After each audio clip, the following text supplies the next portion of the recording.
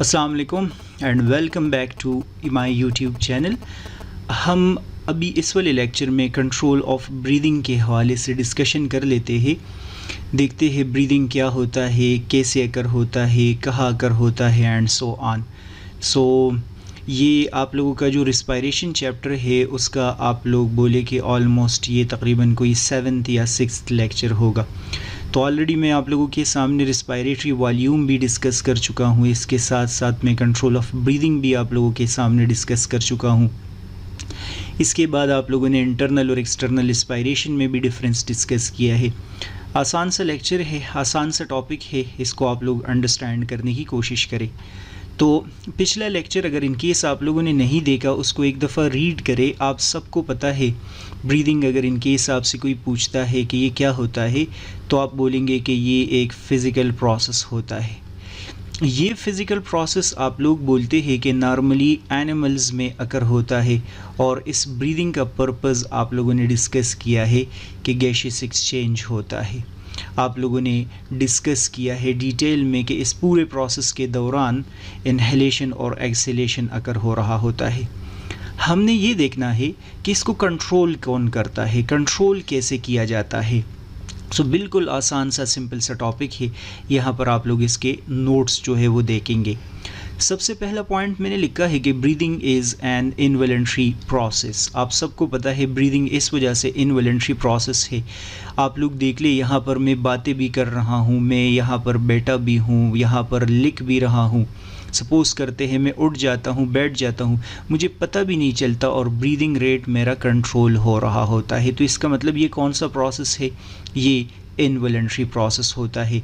हम सोच समझ के इसको नहीं कंट्रोल कर रहे बल्कि ख़ुद ब खुद ये क्या हो रहा होता है, कंट्रोल हो रहा होता है। It is controlled bye breathing centre located in medulla oblongata. अब ये कंट्रोल कैसे हो रहा है, तो इस सेंटेंस के अंदर आंसर दिया है आप लोगों को कि ब्रीदिंग के प्रोसेस को कंट्रोल कर रहा होता है मेडुला ओब्लांगेटा। मेडुला ओब्लांगेटा के हवाले से हम डिटेल में डिस्कशन करेंगे। ये ब्रेन का हिस्सा है और आप लोग पढ़ेंगे कि ये ब्रीदिंग रेट को कंट्रोल करता है, इस वजह से हम इसको रिस्पायरेटरी सेंटर बोलते हैं या ब्रीदिंग सेंटर बोलते हैं।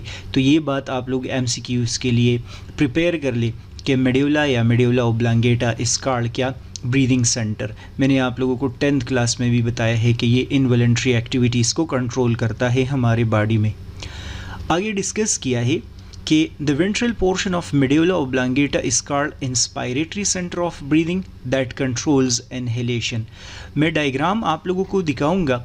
मेडुला ओब्लांगेटा के हवाले से नोट किया है कि इसका जो वेंट्रल पोर्शन होता है, आप लोग अभी वेंट्रल पोर्शन देख लेंगे जो एब्डोमिनल साइड पे होता है, उसको इंस्पायरेटरी सेंटर कहा जाता है।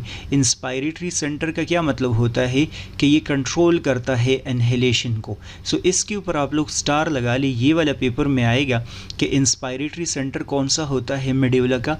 आप बोलेंगे ventral portion of the medulla is inspiratory centre. So ये पेपर में आएगा। जो दूसरा पॉइंट डिस्कस किया है इसी के साथ साथ वो ये है कि the dorsal and lateral center are responsible for controlling process of exhalation या एक्सपायरेशन। इस मेडुला ओब्लांगेटा की बात कर रहे हैं कि इसका जो डॉर्सल पार्ट होता है, जो बैक साइड वाला पार्ट होता है, ये एक्सपायरेशन को कंट्रोल करता है। तो समझे वेंट्रल पोर्शन इंस्पायरेटरी सेंटर है, डॉर्सल पोर्शन आप लोग याद रखेंगे कि ये एक्सपायरेटरी सेंटर है, ये एक्सपायरेशन को कंट्रोल कर रहा होता है। नेक्स्ट पॉइंट डिस्कस किया है कि how medulla oblongata control the process of breathing. So लिखा है कि medulla oblongata control breathing by controlling contraction of diaphragm and intercostal muscles. हमने ये तो डिस्कस किया है कि मेडुला ओब्लांगेटा को हम ब्रीदिंग सेंटर बोलते हैं, लेकिन द क्वेश्चन इज़ कि how this control the breathing process. So लिखा है कि मेडुला ओब्लांगेटा असल में डायफ्राम के मूवमेंट को कंट्रोल करता है और इसी के साथ साथ इंटरकोस्टल मसल्स के मूवमेंट को कंट्रोल करता है। अगर आप लोग मेरा पिछला लेक्चर देख लेंगे कंट्रोल ऑफ ब्रीदिंग, तो उसमें आप लोगों ने पढ़ा है कि इंटरकोस्टल मसल्स हम कौन से मसल्स को बोलते हैं। आप सबको पता है कि जो रिब्स के बीच में मौजूद होते हैं उनको हम बोलते हैं इंटरकोस्टल मसल्स। तो जब भी रिब्स पॉइंट, जब भी इंटरकोस्टल लफ्ज़ आएगा तो आप लोग इसको एसोसिएट करेंगे, लिंक करेंगे किस चीज़ के साथ? रिब्स के साथ। ठीक है। सो ब्रीदिंग मेडुला ऑब्लांगेटा इन दोनों को कंट्रोल कर रहा है। नेक्स्ट पॉइंट आप लोग देखेंगे कि although diaphragm and intercostal muscles are skeletal muscles, they are controlled automatically. अब ये एक इंटरेस्टिंग पॉइंट है और ये थोड़ा सा यूनिक पॉइंट भी है।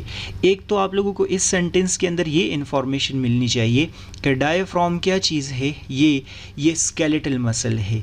नॉर्मली हम इंटरकॉस्टल मसल्स तो ऑलरेडी पता है कि रिब्स के साथ अटैच्ड है, तो चलो स्केलेटल मसल्स हो गई, लेकिन डायफ्राम अक्सर हमें नहीं पता होता। आप लोग बोलेंगे कि ये भी स्केलेटल मसल होता है। अब स्केलेटल मसल्स तो नॉर्मली हम क्या करते हैं, वॉलंटरीली कंट्रोल करते हैं ना, सोच के कंट्रोल करते हैं। यहाँ डिस्कस किया है कि ये इनवॉलंटरीली कंट्रोल होते हैं, ऑटोमेटिकली जो है ये कंट्रोल हो रहे होते हैं। कौन इसको कंट्रोल करता है? इसको मेडुला ऑब्लांगेटा कंट्रोल करता है। It is also possible to control breathing process voluntarily. अब आप लोग देख ले, चूँकि ये स्केलेटल मसल्स है और स्केलेटल मसल्स को कंट्रोल कर सकते हैं हम अपने डिज़ायर के मुताबिक, हम अपने वेल के मुताबिक, तो इस वजह से लिखा है कि इन दोनों मसल्स को अगर हम कंट्रोल करना शुरू कर दें तो फिर ब्रीदिंग प्रोसेस क्या हो जाएगा, ये वॉलंटरी हो जाएगा। तो ऊपर वाले 4-5 लाइन्स के अंदर ये जस्टिफाई करने की कोशिश मैं कर रहा था कि ब्रीदिंग इनवॉलंटरी प्रोसेस है, लेकिन डायरेक्ट मैं अपनी बात चेंज कर रहा हूँ कि नहीं, इसको तो हम वॉलंटरी भी बना सकते हैं, लेकिन question is how can we make this breathing process voluntary. तो डिस्कस किया है कि by controlling the movement of diaphragm and intercostal muscles, इन दोनों को कंट्रोल कर देंगे तो ब्रीदिंग का प्रोसेस कंट्रोल हो जाएगा।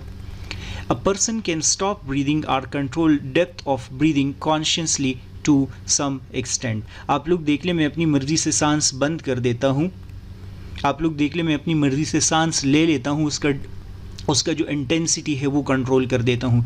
ब्रीदिंग ज़्यादा देर के लिए कर लेता हूँ, कम देर के लिए कर लेता हूँ, तो इसको हम वॉलंटरी बना सकते हैं।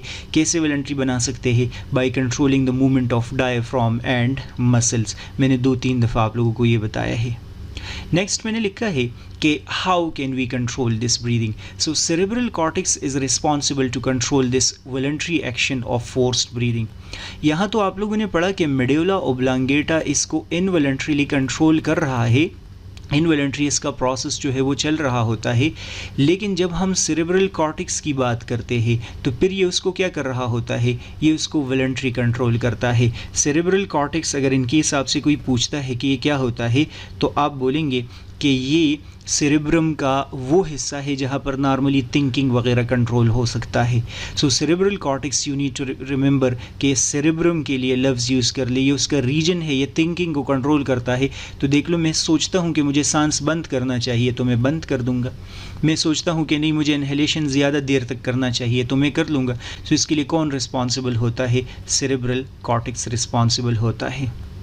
नेक्स्ट मैंने लिखा है कि सिर्फ और सिर्फ सेरेब्रल कॉर्टेक्स और मेडुला ऑब्लांगेटा नहीं responsible, emotions acting through limbic system can also affect respiratory centre. ये लिम्बिक सिस्टम लफ्ज़ आप लोगों ने 10th क्लास तक अभी नहीं पढ़ा, अगर आप लोग फेडरल बोर्ड स्पेशली बुक पढ़ रहे हैं। लिम्बिक सिस्टम आप लोग याद रखेंगे कि ये ब्रेन के किसी एक पार्ट का नहीं है नाम, ये 3 पार्ट्स का नाम है, जिसमें से एक पार्ट को हम बोलते हैं हाइपोथैलेमस, दूसरे को हम नाम देते हैं हिप्पोकैम्पस और तीसरे को हम नाम देते हैं एमेग्डाला। अब ये जो एमेग्डाला होता है, आप लोग बोलेंगे कि ये हमारे फीलिंग्स या हमारे इमोशंस को कंट्रोल करता है। फीलिंग या इमोशंस आप लोग देख ले, रेज, गुस्सा होना, हैप्पीनेस, इसके साथ साथ आप लोग देख ले फियर, डरना, ये सारे के सारे जो इमोशंस है, ये सारे के सारे जो फीलिंग्स है, ये कौन कंट्रोल कर रहा है? आप बोले लिम्बिक सिस्टम।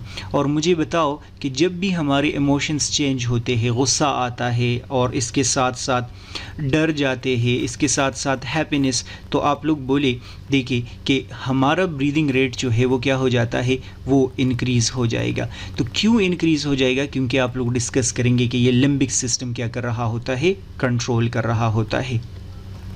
अच्छा, लास्ट यहाँ पर मैंने एक पॉइंट लिखा है जो बहुत ज़्यादा इंपॉर्टेंट है कि breathing is controlled by primarily due to rise in CO2 level rather than fall in oxygen level. ये फॉल इन ऑक्सीजन लेवल, इसको FA कर दे, पता नहीं मैंने चेंज किया था ये। अच्छा, याद रखना है आप लोगों ने कि जो ब्रीदिंग का प्रोसेस होता है, अक्सर स्टूडेंट्स पूछते हैं कि सर ये किस चीज़ की मदद से कंट्रोल होता है, लाइक ब्रीदिंग रेट क्यों बढ़ता है, क्यों कम हो रहा होता है। तो अक्सर हम ये बोलते हैं कि ब्लड के अंदर ऑक्सीजन लेवल कम हो जाएगा तभी ब्रीदिंग रेट हमारा इंक्रीज़ हो जाता है। ये रीज़न असल में नहीं है। एक्चुअल रीज़न आप लोग डिस्कस करेंगे कि राइज़ इन CO2 है। जब भी हमारे ब्लड के अंदर CO2 का कंसंट्रेशन बढ़ता है तो CO2 का कंसंट्रेशन बढ़ने की वजह से आप लोग बोलेंगे pH चेंज हो रहा होता है, और pH चेंज होने की वजह से ब्रीदिंग रेट क्या हो जाता है, वो इंक्रीज़ हो जाता है। सपोज़ करते हैं फॉर अ वाइल मैं 1 मिनट के लिए अपना सांस जो है वो बंद कर देता हूँ। जब मैं अपना सांस बंद कर देता हूँ तो पता है थोड़ी देर के लिए मैं इसको कंट्रोल करूँगा, फिर अनकंट्रोल्ड क्यों हो जाएगा, क्योंकि CO2 का कंसंट्रेशन क्या हो जाएगा, बढ़ जाएगा। और उस CO2 को रिलीज़ करने के लिए, एक्सहेल करने के लिए मेरा ब्रीदिंग रेट जो है वो इनवॉलंटरी हो जाएगा। ठीक है, सो ये पैराग्राफ है। इस पूरे के पूरे पैराग्राफ को मैं यहाँ पर एक फ्लो चार्ट के अंदर जो है समराइज़ कर देता हूँ। यहाँ ज़रा देख ले, ब्रीदिंग को कौन कंट्रोल कर रहा है? या तो कंट्रोल कर रहा है इसको मेडुला ऑब्लांगेटा, या सेरेब्रल कॉर्टेक्स इसको कंट्रोल कर रहा है, या आप बोले लिम्बिक सिस्टम इसको कंट्रोल कर रहा है। मेडुला ऑब्लांगेटा रेस्पिरेटरी सेंटर है, ये इसको इनवॉलंटरी कंट्रोल में रखता है। सेरेब्रल कॉर्टेक्स की मदद से हम इसको वॉलंटरी बना सकते हैं टू सम एक्सटेंट, और इनवॉलंटरी आप लोग बोलेंगे कि लिम्बिक सिस्टम भी इसको कंट्रोल कर रहा होता है। मेडुला ऑब्लांगेटा का डोर्सल रीजन अलग है और वेंट्रल पोर्शन जो है वो इसका अलग है। इस पे आप लोग रट्टा लगाएंगे कि डोर्सल पोर्शन जो है वो क्या करता है, वो एक्सहेलेशन को कंट्रोल करता है, ये वैसे चेंज कर दे इसको, और वेंट्रल पोर्शन क्या करता है, ये इनहेलेशन को कंट्रोल करता है। बुक से एक दफ़ा इसको देख ले और इसको चेंज कर दे। ये यहाँ पर जो पॉइंट हुआ है, पता नहीं, ये वैसे मैंने ये फाल भी चेंज किया था और ये भी, लेकिन आई गेस सो के सेव नहीं हुआ डॉक्यूमेंट मेरे पास। सो ये पूरे के पूरी समरी है। तो ब्रीदिंग को कौन कंट्रोल कर रहा है? एक लिम्बिक सिस्टम भी कंट्रोल कर सकता है, सेरेब्रम भी इसको कंट्रोल कर सकता है, मेडुला ऑब्लांगेटा भी आप लोग बोलेंगे कि इसको कंट्रोल कर सकता है। मेरे ख़्याल में कि ये आसान है, इसमें कोई प्रॉब्लम नहीं होगा। और मैं आप लोगों को एक डायग्राम जो है वो दिखा देता हूँ। इस डायग्राम में आप लोग देख ले, ये जो डायग्राम आपको नज़र आ रहा है ना, ये ब्रेन का पोर्शन, आप समझे, ये ब्रेन का जो डायग्राम है वो मैंने बनाया है। ये पोर्शन जो आप लोग देख रहे हैं ये मेडुला ऑब्लांगेटा है, ये वाला जिसको रेड भी कर दिया है मैंने, ये मेडुला ऑब्लांगेटा है। और इसको थोड़ा सा मैग्नीफाई कर देते हैं। तो जब मैं इसको मैग्नीफाई कर देता हूँ तो मेडुला ऑब्लांगेटा का एक रीजन ये है, दूसरा रीजन ये है। मैं चलो बोल लेता हूँ कि ये है मेडुला, यहाँ पर मैं बोलता हूँ ये इसका डोर्सल रीजन है, और यहाँ पर मैं बोलता हूँ ये इसका वेंट्रल रीजन है। डोर्सल रीजन जो है वो एक पार्ट को कंट्रोल कर रहा है, जो इनहेलेशन को कंट्रोल कर रहा है। वेंट्रल आप लोग डिस्कस करेंगे कि ये वो बस जो भी है वहाँ पर मैंने आप लोगों को बता दिया, उस पर आप लोग कोशिश कर ले कि रट्टा लगा ले। सो आई गेस सो इसमें प्रॉब्लम नहीं होगा। कोई क्वेश्चन वगैरह है तो वो भी आप लोग डिस्कस कर ले। नोट्स एग्जैक्ट ऑलमोस्ट आप लोगों की बुक के है, मैंने इसमें 3-4 सेंटेंसेस ऐड कर दिए हैं, रीअरेंज कर दिया है ताकि आप लोगों को जो है वो समझ आ जाए। और बाकी अगर आप लोगों को लगता है कि मुझे लेक्चर्स अपलोड करने चाहिए तो लाइक, सब्सक्राइब, शेयर ज़रूर कर ले अपने फ्रेंड्स के साथ। और बाकी लेक्चर्स इसी प्लेलिस्ट में मैं अपलोड कर देता हूँ, बाकी सब्जेक्ट्स के भी। नेक्स्ट वीडियो लेक्चर आप लोग देख ले। गुड बाय, अल्लाह हाफिज़।